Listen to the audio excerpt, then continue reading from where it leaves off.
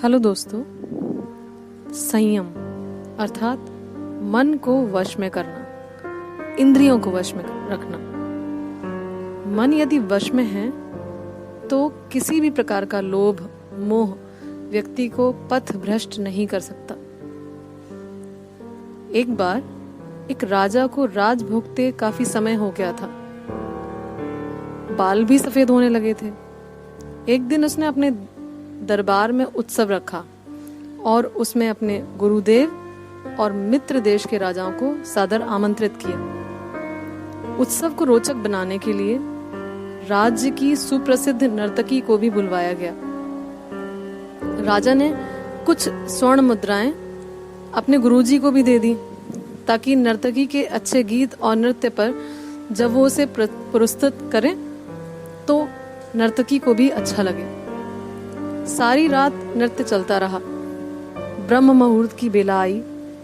नर्तकी ने देखा कि मेरा तबले वाला ऊँग रहा है और तबले वाले को सावधान करना जरूरी है, वरना राजा का क्या भरोसा दंड दे दे।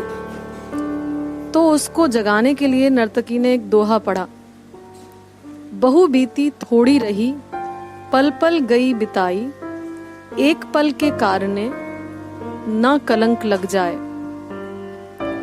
अब इस दोहे का अलग अलग व्यक्तियों ने अपने अनुरूप अर्थ निकाला। तबले वाला सतर्क होकर तबला बजाने लगा। जब यह दोहा गुरुजी ने सुना तो गुरुजी ने भी सारी मोहरें उस नर्तकी को दे दी। दोहा सुनते ही राजा की लड़की ने भी अपना नौलखा हार उतारकर नर्तकी को भेंट कर दिया। राजा के पुत्र युवराज ने भी अपना मुकुट उतारकर नर्तकी के चरणों में रख दिया। राजा बहुत ही अचंभित हो गया। सोचने लगा, रात भर नर्तकी का नृत्य चल रहा था, पर यह क्या? अचानक एक दोहे से सब अपनी मूल्यवान वस्तुएं खुश होकर नर्तकी को समर्पित कर रहे थे। राजा सिंहासन से उठा और नर्तकी से बोला, एक दोहे द्वारा तुमने सबको लूट लिया।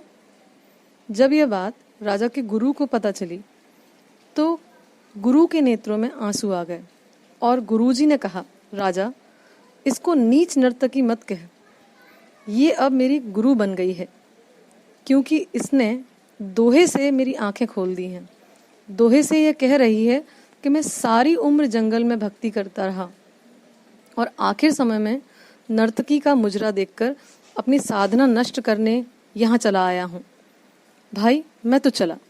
ये कहकर गुरुजी तो अपना कमंडल उठाकर जंगल की ओर चल पड़े। राजा की लड़की ने कहा, पिताजी, मैं जवान हो गई हूँ, आप आंखें बंद किए बैठे हैं, मेरी शादी ही नहीं करते। आज रात मैं आपके महावत के साथ भागकर अपना जीवन बर्बाद करने वाली थी, लेकिन नर्तकी के दोहे ने मुझे सुमति दी कि जल्दबाजी मत कर, कभी तो तेरी शादी होगी ही, क्यों अपने पिता को कलंकित करती हो। युवराज ने कहा, पिताजी, आप वृद्ध हो चले हैं, फिर भी मुझे राज नहीं देते। मैंने आज रात ही आपके सिपाहियों से मिलकर आपका कत्ल करवाने की योजना बनाई थी, लेकिन इस नर्तकी के दोहे ने मुझे समझाया कि पगले, आज नहीं तो कल राज तुझे ही मिलना है। क्यों अपने पिता के खून का कलंक अपने सिर लेता है? धैर्य रख। जब ये बातें राजा ने सुनी तो राजा के मन में भी आत्मज्ञान हुआ और उन्होंने वैराग्य लेने का निश्चय किया।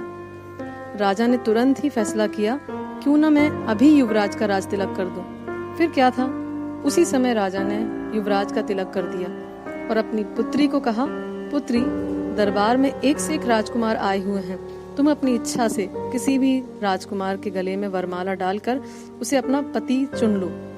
राजकुमारी ने ऐसा ही किया।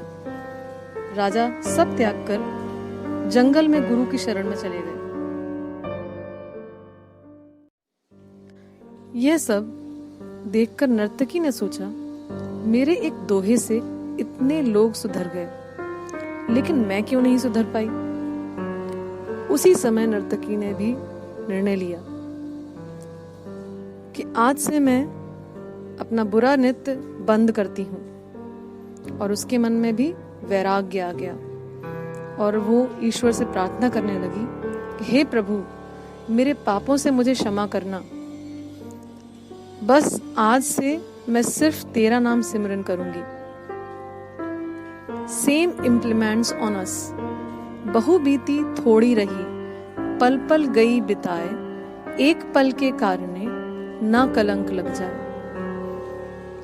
आज हम इस दोहे को यदि कोरोना को लेकर अपनी समीक्षा करके देखें तो हमने जो संयम बरता है, परेशानियां झेली हैं, ऐसा ना हो कि हमारी इस अंतिम लड़ाई में, अंतिम क्षणों में हमारी एक छोटी सी भूल, हमारी लापरवाही हमारे साथ साथ पूरे समाज को न ले बैठे।